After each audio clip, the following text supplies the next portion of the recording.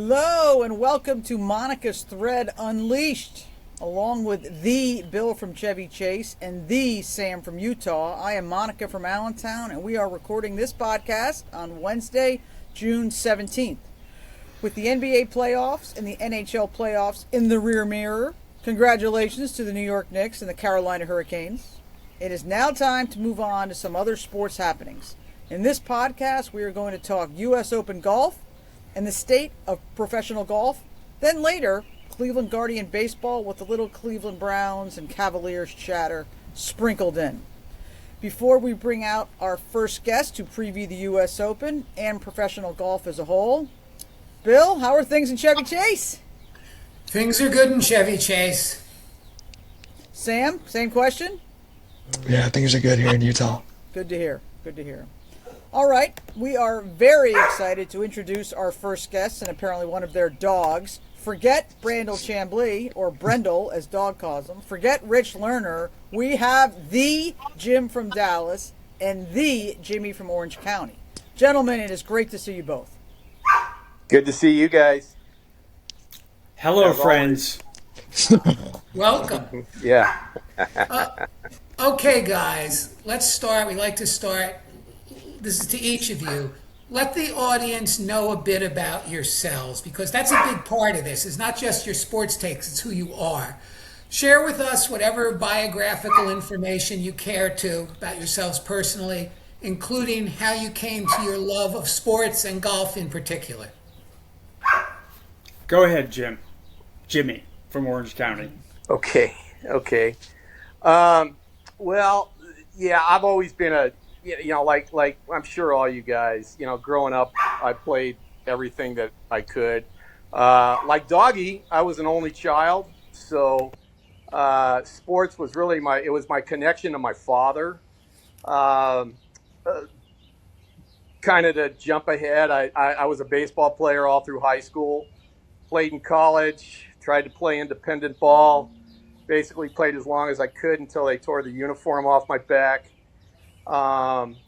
And while I was doing that, I was dabbling with golf because I kind of knew that once it was over, that would be my kind of competitive fix, which it's been for the last 40 years, pretty much. When I graduated from college and I was done playing, I had a couple of silly sales jobs that I really didn't like, and found myself on the golf course more than I should have. And then one day I met a sales rep in a golf shop, and he seemed like a really cool guy, and he was doing really good, and he was making good money from everything I could see, and I go, maybe this is what I should be doing. And here it is 35 years later. That's what I've been doing, is I've been a golf sales rep in Southern California. And through that, I've kind of learned the game. I've gotten to meet some unbelievable people through my job, and played golf with some unbelievable guys. And I'm very blessed. I'm very fortunate. It's been it hasn't been perfect. It's got its ups and downs, like every career path. But here I am at 63, still slugging away, and for the most part, really enjoying it. So that's kind of my sports / golf background in a nutshell. Good. Jim? Okay. My connection to golf was a little unusual because as a young kid, I used to watch it on TV a lot, but I didn't play the game. My dad didn't play. Maybe I'd go out once a year with some buddies and knock it around. So it wasn't until my 30s when I moved to California, actually in 1989, that I took up the game seriously. I've had the bug ever since. I play a ton of golf. I'm retired, so I'm playing 4 or 5 times a week. I love watching golf on TV. I love watching the majors. In fact, just earlier today, I've got a group of guys. We've been doing a pool for the majors, including the U.S. Open. And we are past 25 years with the same group of guys doing that. So I just love golf. I love the game. I love the camaraderie. People ask me why I like golf. It's hanging out with people. And you get to meet people that otherwise you would have nothing in common with. Your paths would never cross, but you find yourself out there for 4 hours or however long it takes to play around, and you're connecting with people, again, that you might not otherwise come in contact with. To both of you, Jimmy in the Orange County first, you guys can talk about the game, you watch the game, but can you play the game? Tell us about your golf game, and let's just assume that we've placed you under oath before you answer.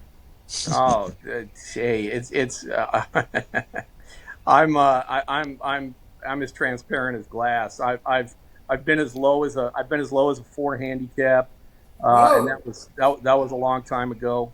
I'm now a 9.9 as we speak. Now, if I haven't broken 80 in a year, I've got some highlights, I guess. I have one hole in one. I've broken par one time, and I broke it at a course where they used to play a PGA Tour event at the Nicholas Private Course in La Quinta at PGA West. Made birdie on 18 to do it too, so that was pretty cool. Made 4 birdies in a row at Sherwood Country Club one time. I've made 3 quite a few times, but never just 4 once.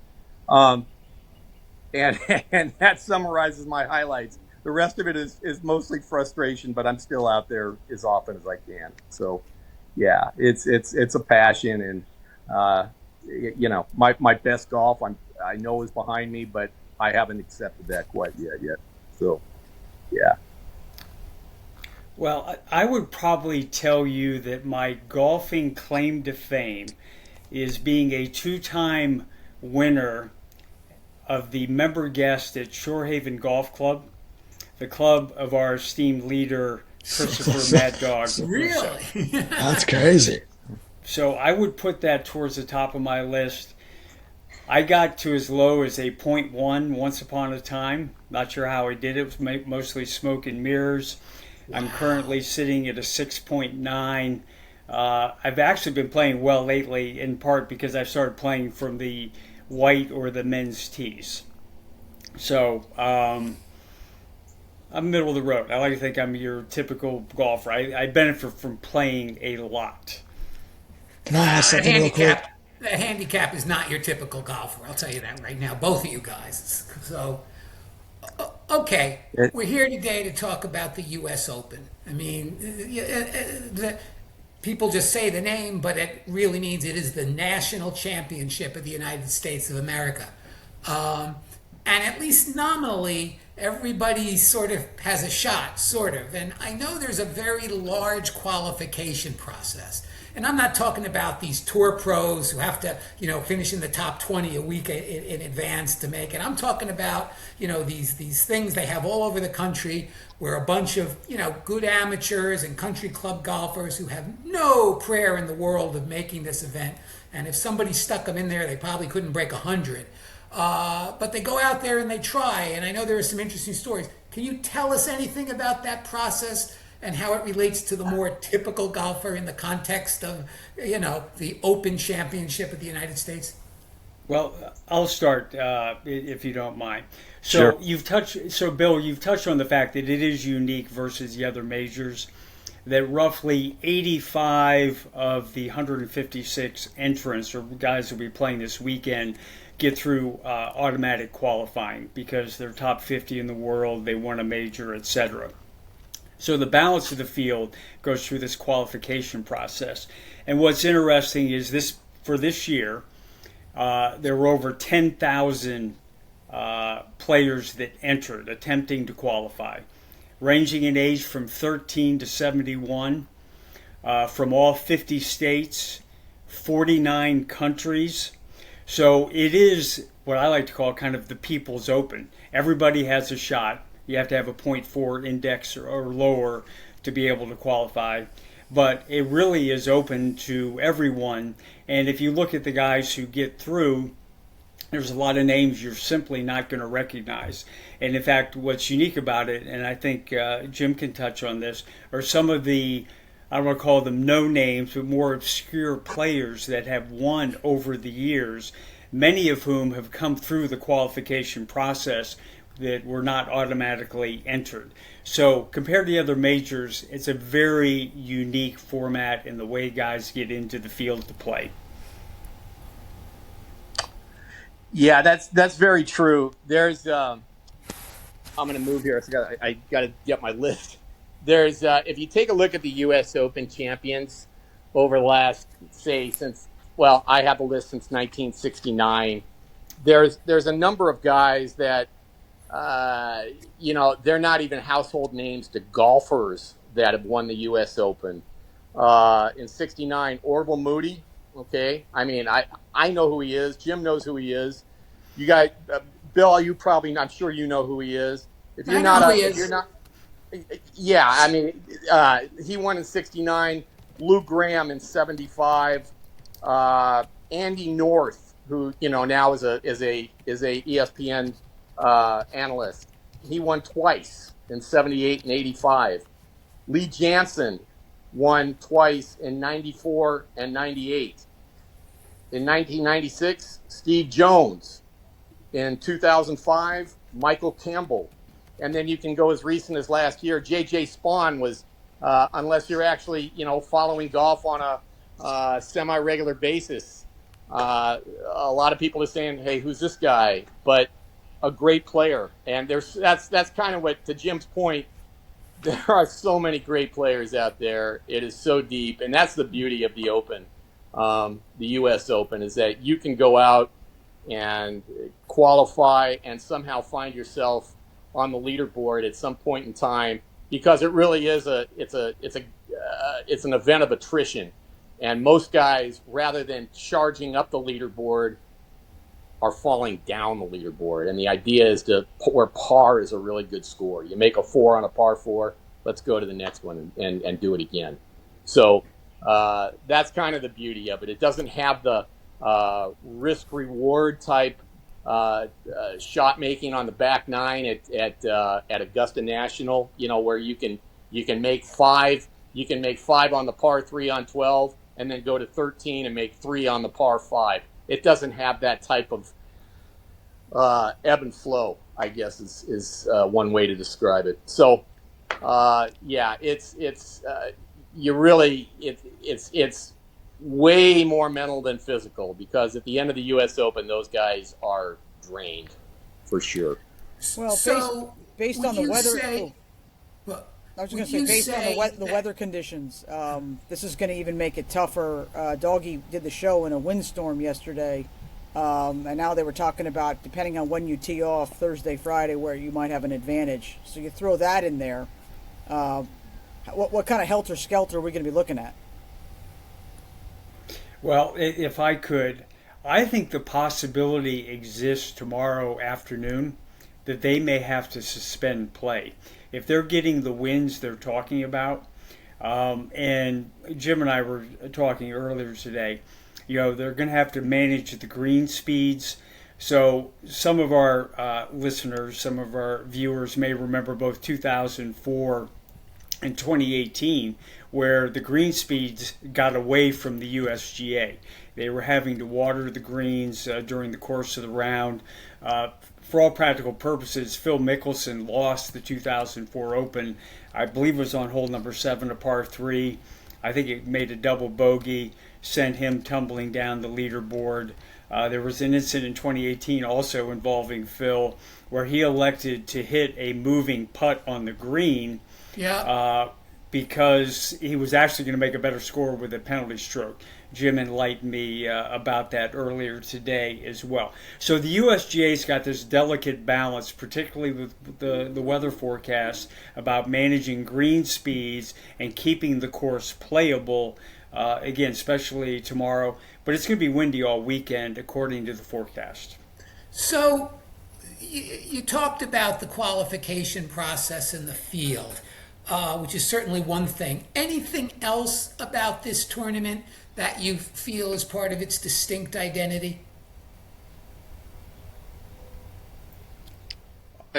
Uh, yeah, I mean, there. Well, for example, of all these qualifiers that have come out of the qualification process through regional and sectional qualifying, there's a lot of guys out there who the casual golfer is familiar with that didn't make it.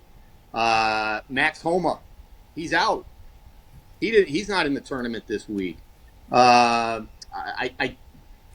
don't believe Jonathan Vegas made it either, if I'm not mistaken. And there's others that are like, well, where's so and so? Oh, he didn't qualify, and it's which that's part of the charm of it, and that's why it's probably the hardest tournament to win. It's the hardest tournament to win because you have to do so many things in order to get to the leaderboard on Sunday and then ultimately crown it. It's an odyssey is really what it is. So the one thing. Oh, sorry, Jimmy. Sorry. The one thing I would add, going back to the course for a moment, they're actually going to have wider fairways than they have historically. So they're going to be an average of 48 yards in width versus 42 yards when they played in 2018, and versus 32 yards in width at Oakmont. So if you think about it, they're almost 50% wider this year than last year. And the green speed, which I already talked about, the wind aside, is going to be considerably slower. I don't want to get into all the technical details about how they measure green speed, but when you look at it, they're going to be slower. So it's going to be interesting to see how the players perform. It'll be interesting to see how the longer hitters perform with the wider fairways. So it's going to be a little bit of a unique setup, a softer, kinder, gentler U.S. Open in some respects. But we'll see how it plays out. Jimmy, does it favor any particular style of golfer? Any specific golfer in the field playing Shinnecock? I was just going to mention, from the reading I've been doing for the last week, there's a lot of Russell Henley talk because he's a low ball hitter, and I believe he has. I think he's the most accurate driver of the golf ball on tour right now, and quite frankly, I thought he was going to do very well at Aronimink and the PGA, and he didn't make the cut, but he's one of those guys. He's got a lot of top 5 major finishes. Where he's one of those guys that's been knocking on the door that might be ready just to bust through. Great putter, great putter, great short game. There's talk about Shane Lowry because of his short game that that this has such a European flavor to it with the what do they call it back there? The hither and gorse, I guess. Where they're going to be hitting out of, some of the Euro guys are going to be, hitting out of areas that they might be, quite frankly, more accustomed to than the American guys. So, I think the guys that can kind of keep it out of the air a little bit and maybe flight the ball, they can all do it. It's the guys that can do it consistently, though, I think are going to be the ones that have the best chance to win this week. Okay. Sam? Well, let me ask you guys about crowd behavior. Ever since the Ryder Cup debacle at Bethpage Black, there's been much made of crowd decorum, especially towards the non-U.S. players. Do you guys expect any problems? I think, in a word, no. I think New Yorkers, not to single them out, have probably gotten the message after Bethpage that they need to tone it down. And as Doggy has mentioned a couple times, both yesterday and today, Shinnecock is a little bit of a different animal. It's way out at the end of the island. We don't have a European versus U.S. event. I think we're going to find them to be in much better behavior than at Bethpage. I expect very few issues. Good. Yeah, the Ryder Cup is one of those events where, where patriotism is encouraged, but you throw the combination of that and a Bethpage crowd, you're going to have what you had. And I think Dog did mention today there is one more U.S. Open scheduled there. As long as it's not a team event, it's not U.S. versus Europe, I think they're going to be okay, especially at that venue. Yeah, I think so. I think so too. Because I've always said also the people who run the event and a lot of the media whip up the crowd. They see this as an event where we want the crowd to get involved. And I remember Mad Dog, I think even after the first day, he said, let's get this crowd involved. And then, the indignation when, people are getting whipped up into a frenzy and drinking beer at the same time, cross a line. Oh my God, who would have ever expected that at a sporting event? Anyway, Yeah. the Open is notorious for the extremely difficult course conditions set out by the USGA. And I remember that tournament where Mickelson went and chased his ball. I think Patrick Reed putted a ball that came back past him and rolled like about 60 yards into the fairway, and everybody was miserable. I think it was in the state of Washington, and that was the most extreme. But it's Chambers Bay, Bill. Chambers Bay. Yeah. yeah.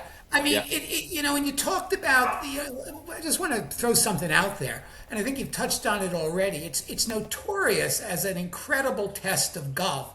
And I think a lot of the players don't like it because, they're snowflakes like all professional athletes, and they want their life to be as easy and they want to look as good as they can. But you look at the Masters, and you were talking about that earlier, and the Masters is sort of, in most people's mind, the most prestigious event. But the scores at them, if you look at the scores of the Masters since the year 2000, the last 25, not counting this year because we haven't had the U.S. Open this year. The U.S. Open 5 times has been won by a score of 10 under or better. The Masters 17 times. 5 Open winners were over par. At Augusta 2 times. The average winner of the Open is 4.65 strokes under par. At Augusta, it's almost 11. So when you add all that in, and a factor that I put in is that the limited field of the Masters, Doggy always says, well, they always have the great leaderboard on Sunday. Sure, just invite the big names. You're going to have big names on the leaderboard. You don't let anybody else golf. Is it fair to say the U.S. Open winning it is actually a more impressive golf achievement than the Masters?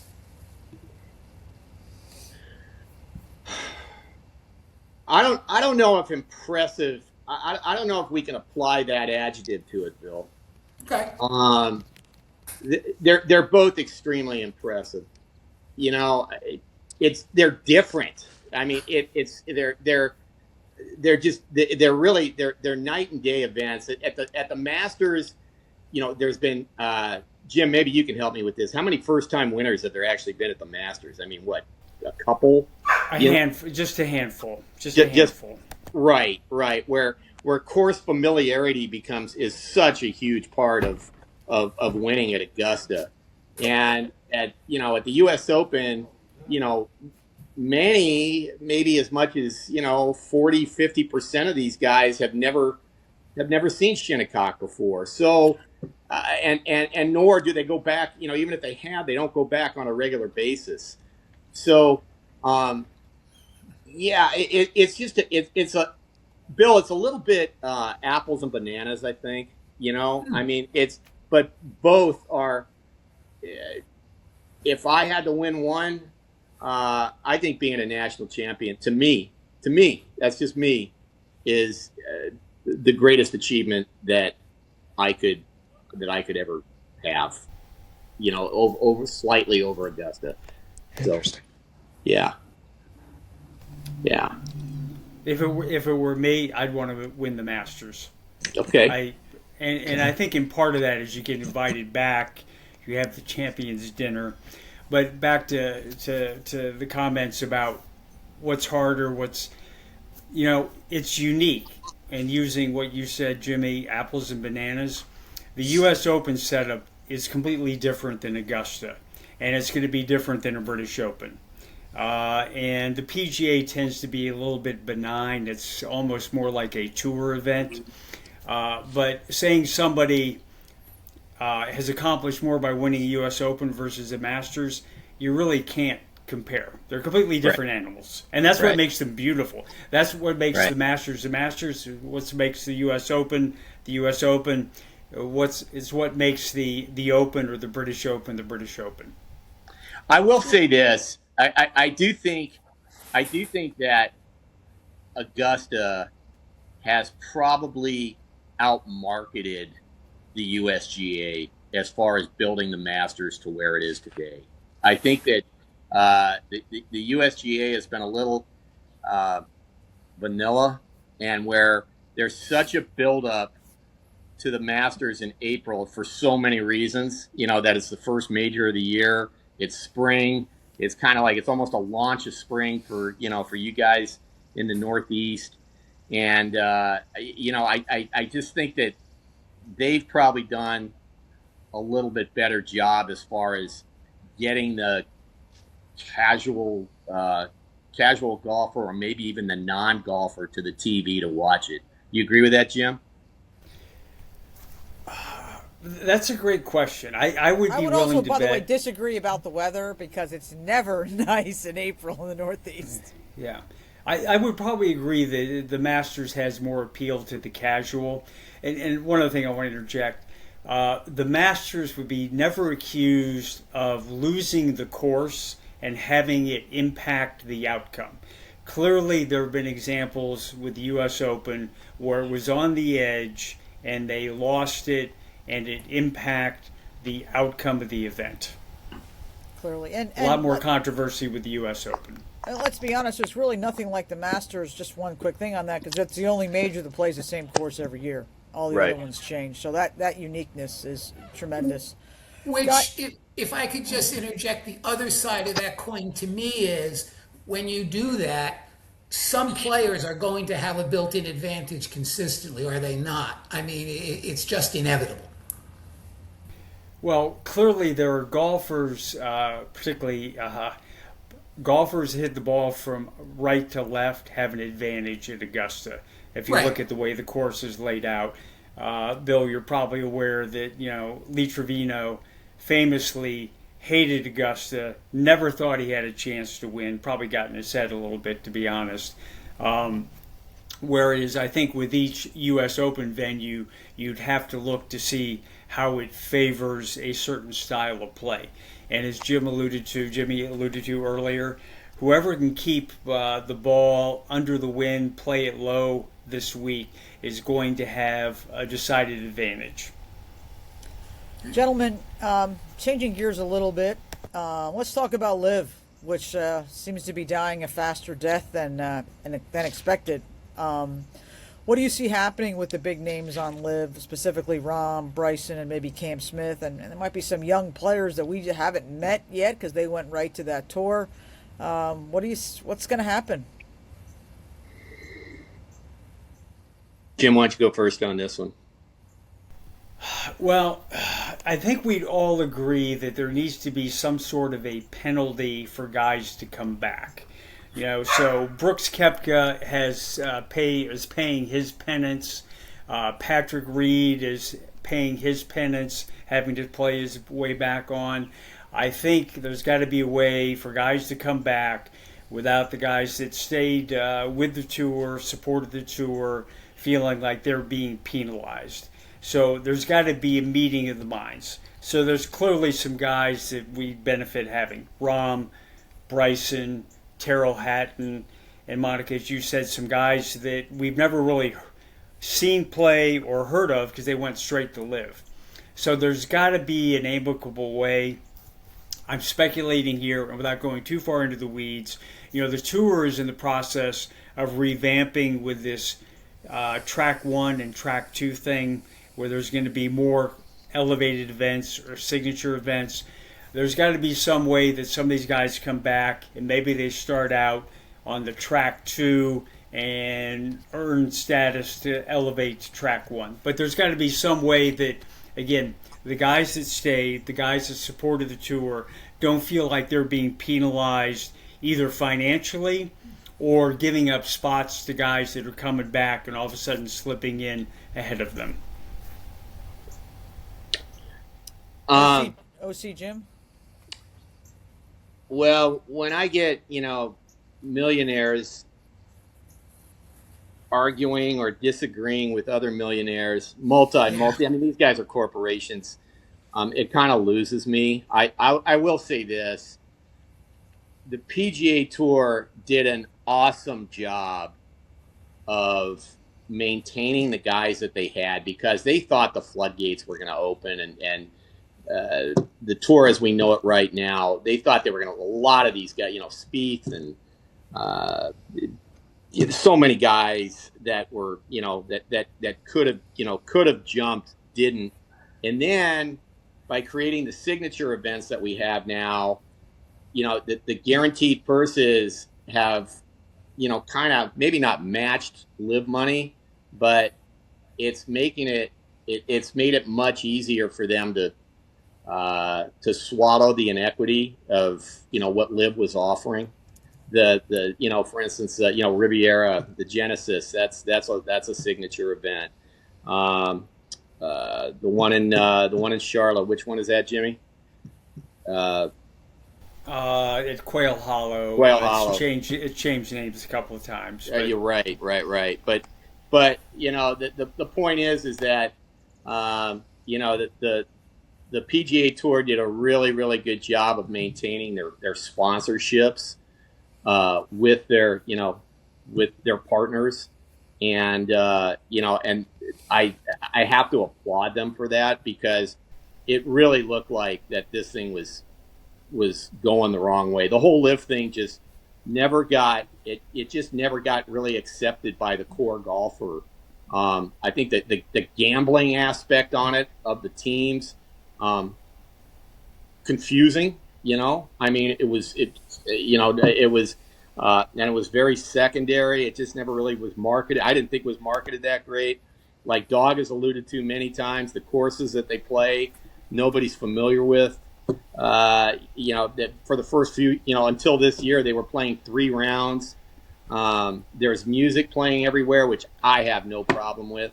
But it doesn't feel like, a big time tour event. It feels more like, it's like, hey, let's have a party and oh, look, there's golfers out there that are playing really good. So, yeah. Yeah. I'm sorry, but what's interesting, if I could make a few points. One, they're like glorified member guests. That's what they feel like. Okay? Yeah. Guys are wearing shorts. They got the music. So 2 things. One, Jim, you commented on the PGA Tour stepping up with the signature events. There was a lot of guys, okay, as well as fans going, well, where was this money to begin with?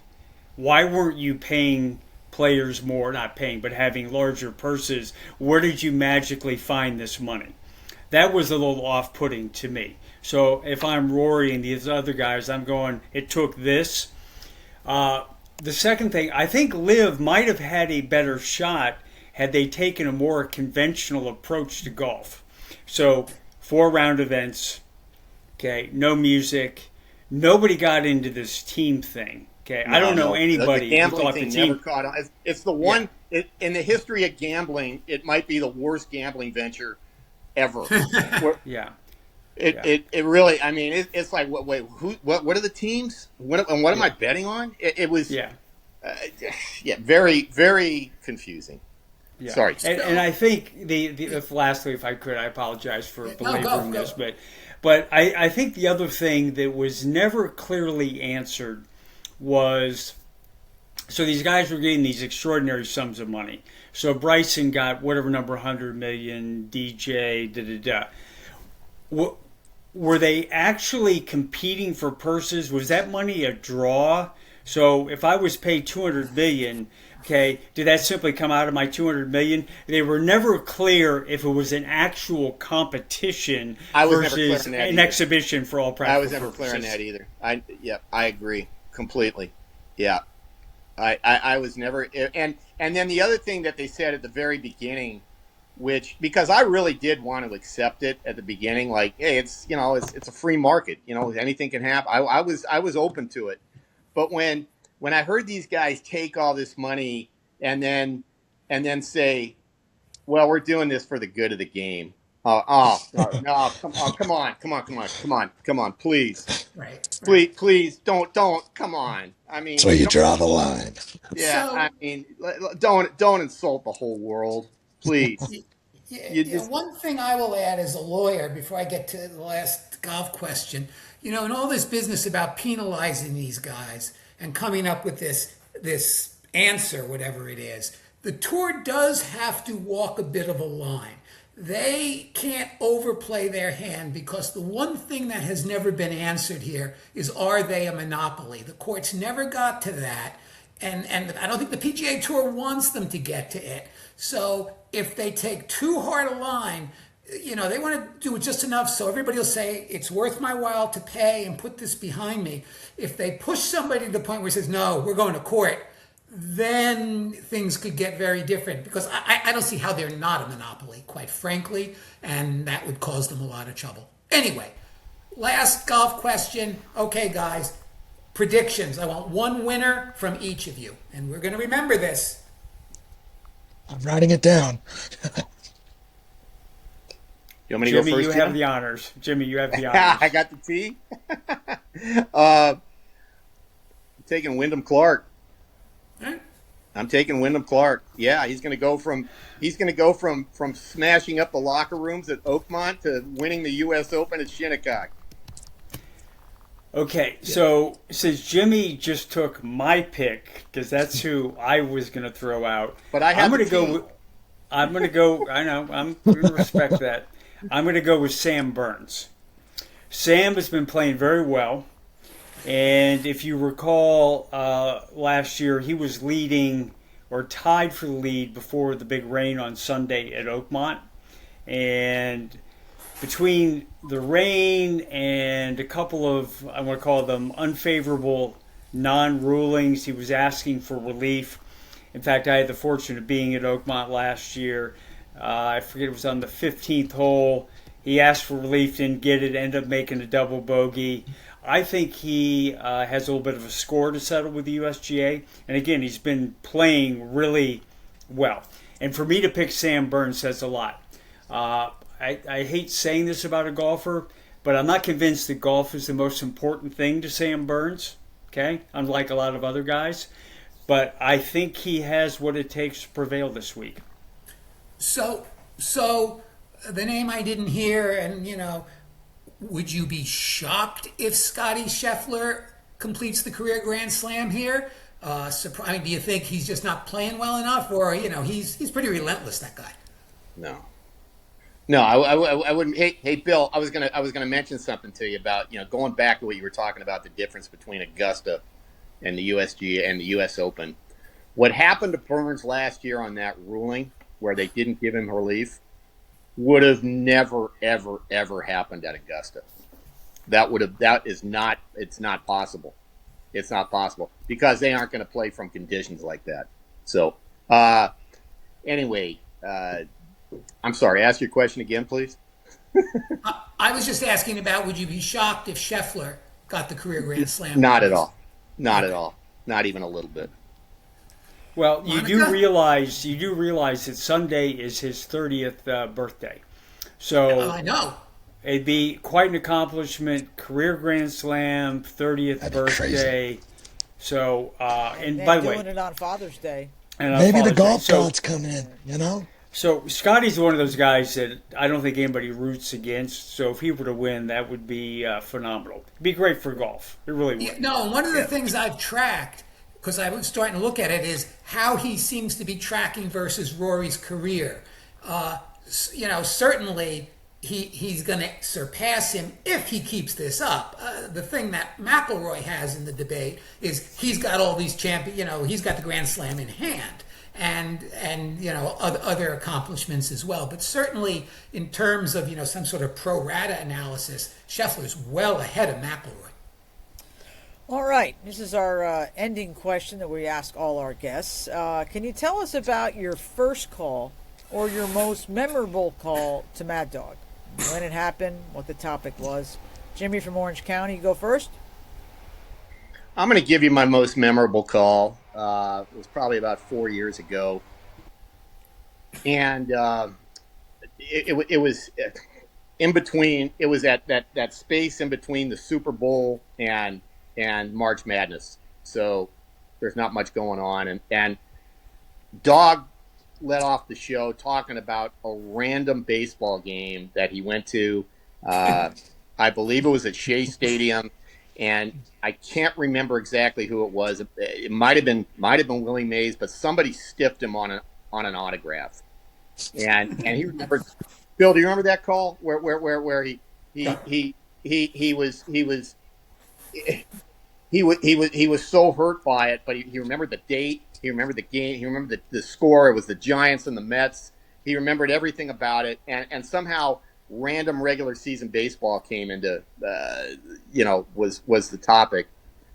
And then I called later in the show about a random Dodger game, and it was a big game in September against the Reds, and how the Dodgers had led in 1974. They had led the West the whole year.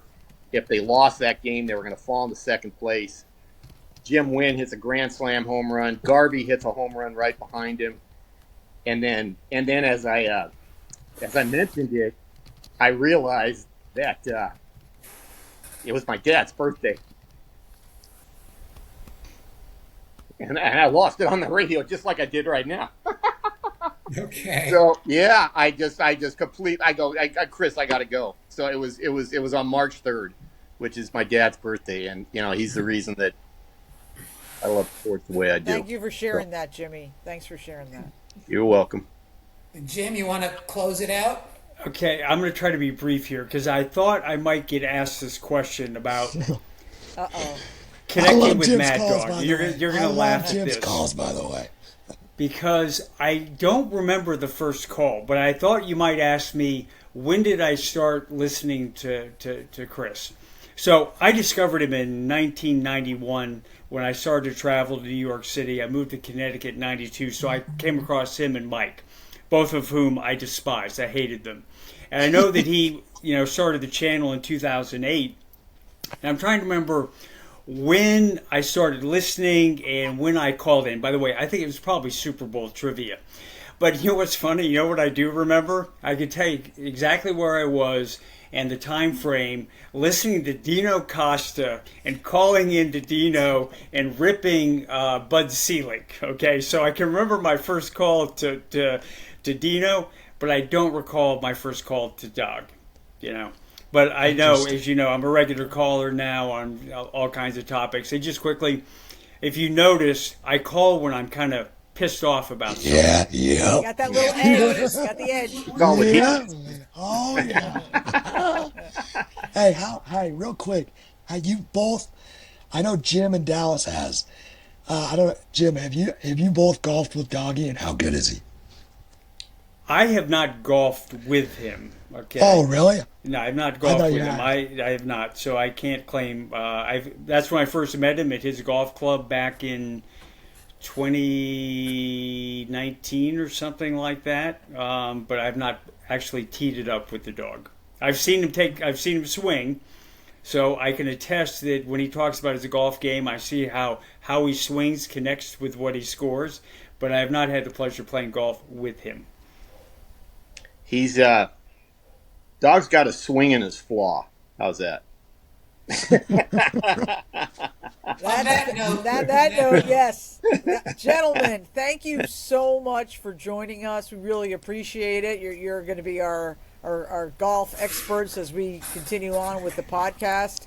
Have a great rest of your evening and enjoy the U.S. Open. Thanks again. Great Thanks, guys. job, Thanks so guys. much. Enjoyed Great it. job. Thank you. Thank you. Well, they were great. That was a lot of fun. They did a great job. Is Adam? I will throw Adam in here right now. They were that was great. The Jim and Jim show. They were pretty awesome. Wait. Battery 30%.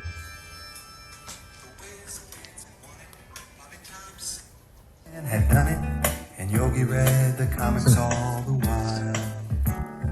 Rock and roll was being born, Marijuana we would scorn. So down on the corner, the national pastime went on trial. We're talking baseball. Klazuski, Campanella, talking baseball.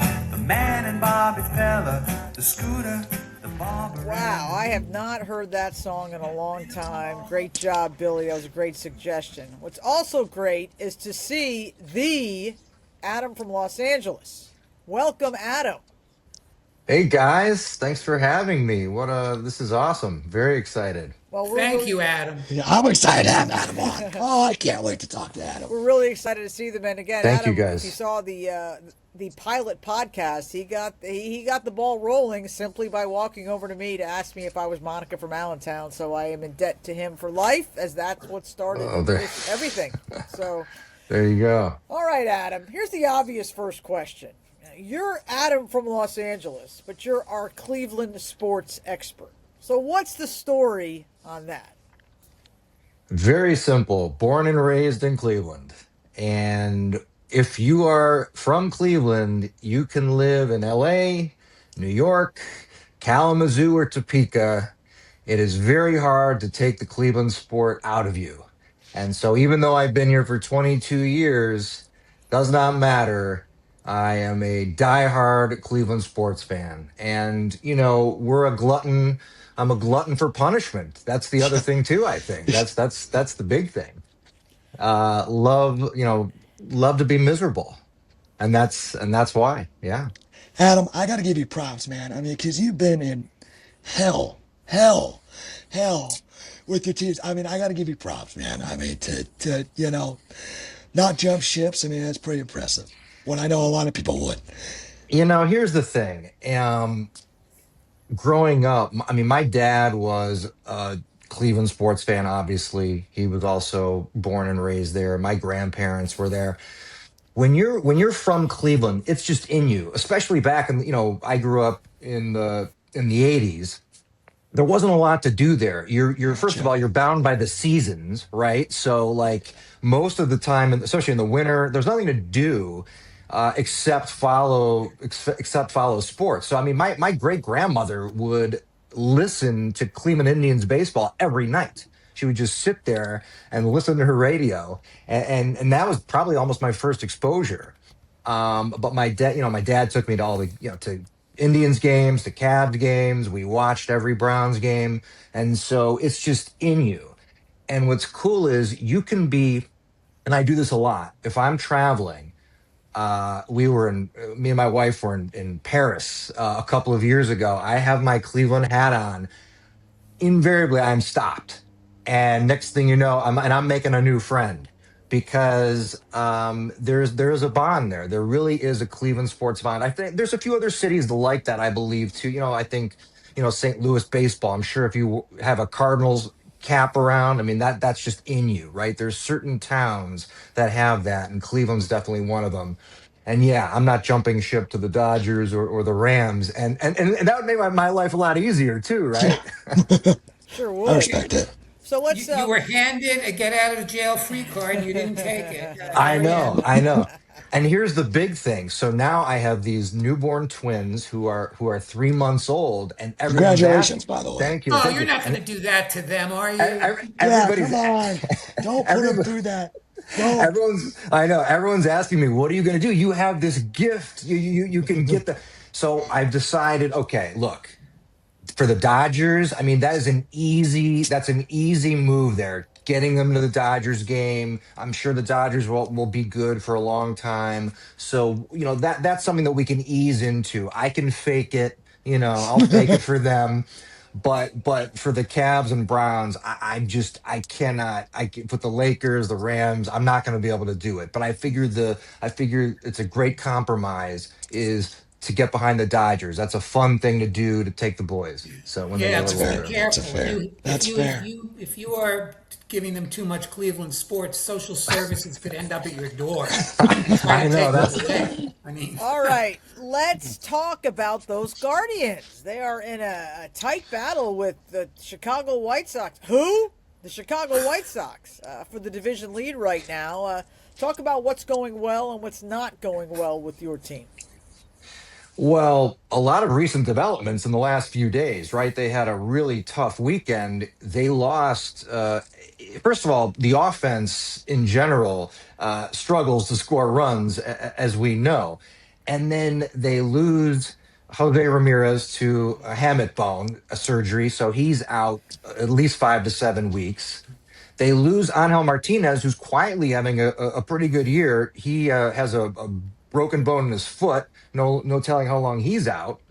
And then today, they put Chase DeLauder on the IL with the rib fracture and a contusion, and so he's gone. And you can make an argument that their top three performers this year are no longer in the lineup for the next month or two. That is a problem. That is a problem, and I think unfortunately. The Guardians are going to be in some trouble here. The good news is they're in an awful division. Obviously, the Royals stink. The Tigers stink. The Twins stink. White Sox, great offense, playing really well. Some of their pitching has been outstanding. A guy like Davis Martin, for example. Although he did get beat up by the Yankees a couple nights ago, but they'll be able to tread water probably, but it's too bad because this American League is for the taking, right? Let me give you some, just to back up your point about struggling scoring runs. I pulled this together. 12th in the league in home runs, last in batting average, last in OPS, last in slugging percentage, 13th in runs scored, and 8th in on base percentage. They're probably the worst offensive team in the American League. Oh, I mean that's awful. But look at the lineups that they're trotting out there. I mean, because by the way, Jose Ramirez has not had a great year, right? No. Like if you look at his stats, he's really been disappointing. And of course, Stephen Kwan has been a shell of himself. I mean, it's sad to see him at the plate this year. Manzardo started to get going a little bit here recently, but he didn't hasn't taken a step forward. DeLauder had a great week, right? That first week, and then if you take those stats out, he hasn't done much really. This team it's from hunger, and it's really too bad. I think that they have to make. They're not going to, but they should make a move. They really need a couple of bats. They won't do it. They don't want to spend the money. They don't really have the money.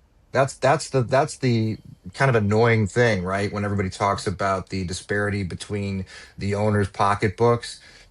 Paul Dolan, who took over from his father, he does not put any money into this team. It runs the Guardians run the business just generating its own money. So all these other guys, throw in their hedge fund dollars and everything like that into their other. That's not the case with the Guardians. Dole and most of Paul Dolan's money's tied up anyway in trusts and he doesn't even he's cash poor. So it's it's not great. It's not a great situation for the Guardians. Wait, Adam, are you wanting a salary cap this year? Are you going to be rooting for a salary cap in baseball this next year? Well, I want a salary floor. I'm most interested in you have to spend a certain amount of money because the Guardians sure don't. I mean, the big acquisition was Reese Hoskins, who was a minor league deal with an invite to spring training. That's what they did. I mean, that's what they did.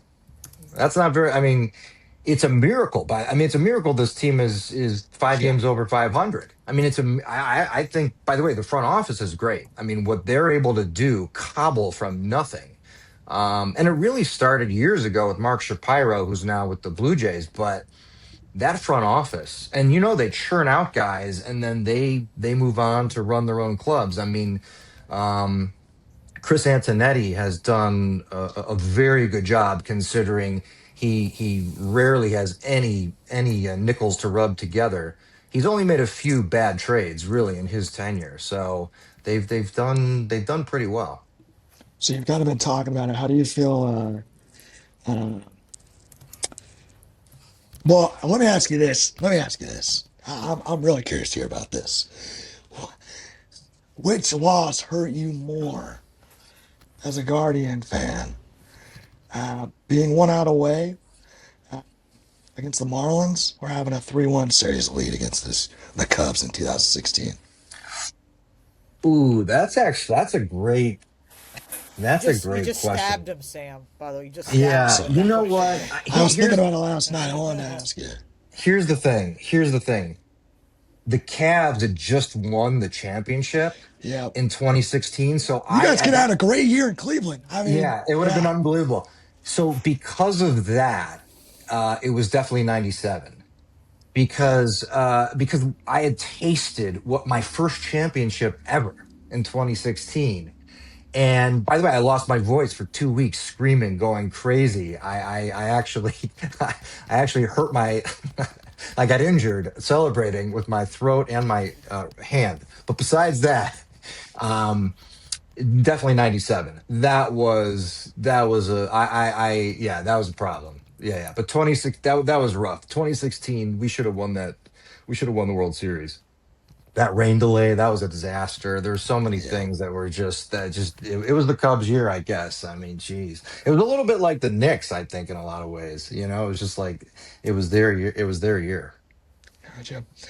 You know, yeah, the 1990s for a Guardian slash Indians fan was pretty Unbelievable. rough. Because, I mean, you had, you know, in 94, I mean, 95, well, 94, yeah, the lockout. But you guys were playing really, really well. Unbelievable. You just ushered in the new stadium. Fans were excited. You had over 100 wins. 95, that was one of the best, like, offensive teams probably in MLB. And then 96, um, you guys had the most wins in the league. I mean, so that's rough. That is rough. I mean, think about those lineups now. If you put those lineups, I mean, the stats with those guys between Bell and Bayerga and Yeah. Lofton and Tomey, Manny Ramirez. I mean, in '95 they had Eddie Murray at the end of his career. That guy, he still had a huge. He actually had a great year. He had over 300. He had 20 something home runs. I mean, they were Paul Sereno, Sandy Alomar. I mean, those guys were stacked. And Bell that year had 50 doubles, 50 home runs. Oh, Bell's on. He was, in my opinion, he was by far the most dangerous hitter in that time. I mean, And then Bell was a beast. and in 1995, you guys had an ERA of 3.83, which was third in the majors. So you're also, you had that going for you. That just, yeah. Here's my question, especially Bill. Bill, here's my question to you, because especially I'm gonna in '95 with the loss to the Braves. Greg Maddux, who everybody can't get enough of, with ABS and everything else. What is Greg Maddux? How much does his ERA jump with ABS? Not getting 3 or 4 inches off the plate every time out there. Yeah, there's no way to answer that. And the other guy who I think would get hit even worse by that would be Glavin. I mean, he was never around the plate.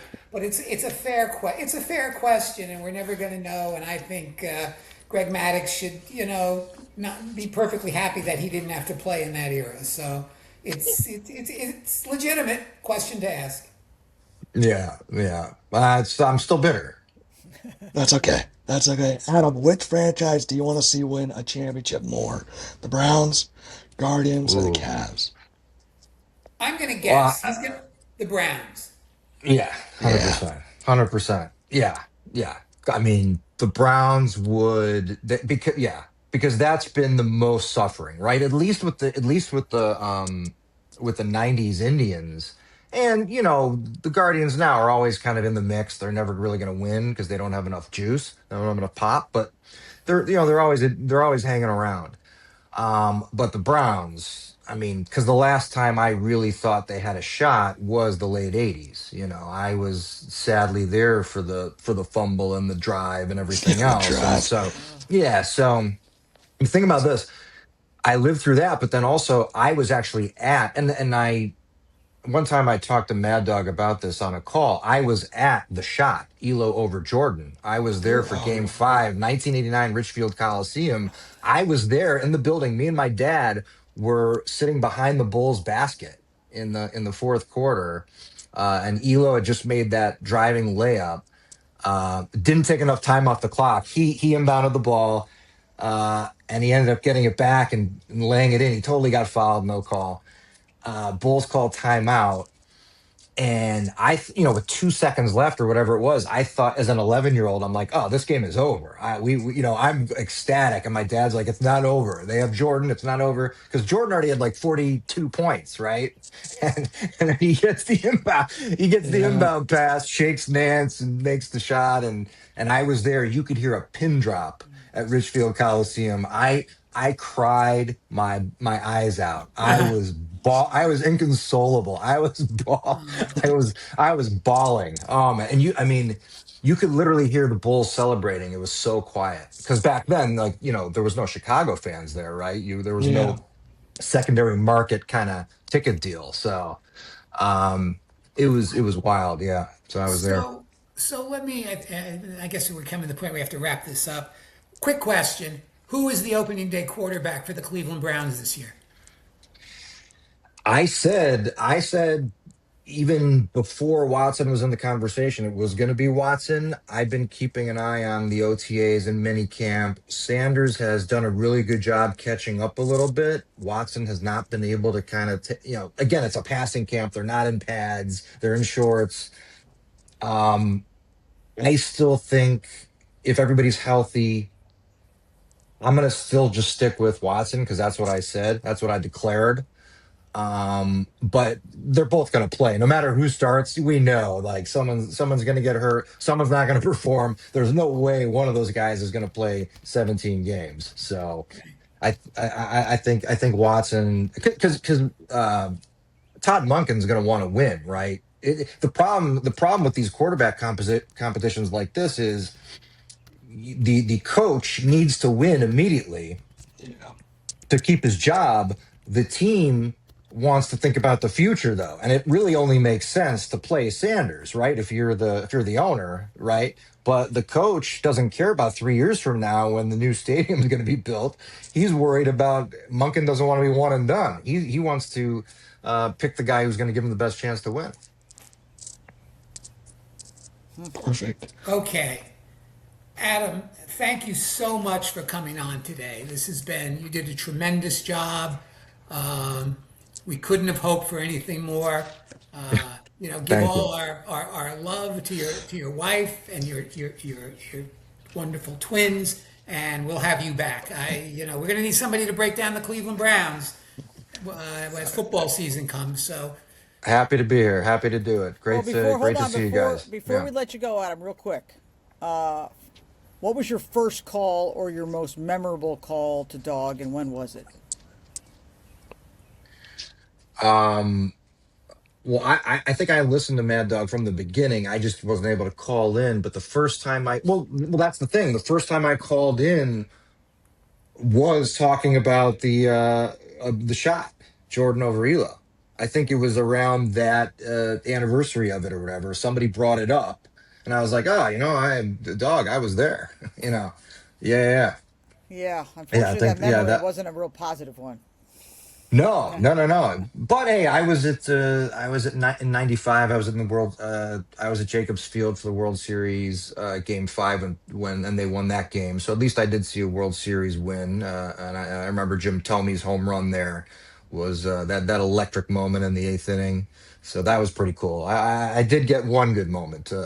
Well, there's that. So yes, again, love to Francesca. Give Grant and Archer our regards. Yeah, for sure. Any chance we see you at Bar A, or are you still a game time decision? I think it's going to be tough. I think it's going to be tough. It's going to be that you would get a be. pass. Well, you get a pass, but you'll be there in Yeah. spirit, and we will toast you. Yeah. Okay, you just know Thank you. I'll miss you. Yes, I will miss it, but do whatever I can to be back for 27. Yeah, you're on that every other year cycle, so that's okay. Yeah, That's all right. exactly, That's okay. exactly. Too much exposure is not always Yeah, good. no, it's not. All right, buddy. Thanks again. Thanks, guys. Thanks, Adam. Thank you, Adam. Wow, that was great. Adam was great. Jim in Dallas was great. So was Jimmy in Orange County. So appreciative to have them. Again, we want to thank everyone who's listening, commenting, liking, following, sharing, and of course subscribing to Monica's Thread Unleashed on YouTube, Apple Podcasts, and Spotify. Please spread the word. We also can be found on Instagram and X, formerly Twitter, at MTU Podcast 82. Please check us out at those platforms. Again, MTU Podcast 82. We'd love to hear from you via email as well, so please email your questions, comments, feedback to mtupodcast82 at gmail.com. Again, mtupodcast82 at gmail.com. We love hearing from you. We read all your emails and we'll answer your questions via email or on the podcast. And if anyone can connect us with the following callers, please let us know. Carlisle in D.C., Mark in Maryland, Mike in San Francisco, Jay in Stony Brook, Long Island, and Mike in South Carolina. Our next podcast is scheduled for June 23rd, where we will talk about Wimbledon with the Sam from Hershey and World Cup soccer with the Hogan in Hyde Park. Anything else from Bill and Sam before we head out? Sam? No, that was great. I will keep my eye on the golf, and we'll see what happens. But yeah. The only thing I've got is if Stanley in San Francisco's listening, Stanley, we got your Oakland A's question. We ran out of time here. I've got a great answer. We're going to get to it next show. And on that note, I'm going to have Roy Rogers take us out of here. Thanks for joining. See you next time on Monica's Thread Unleashed.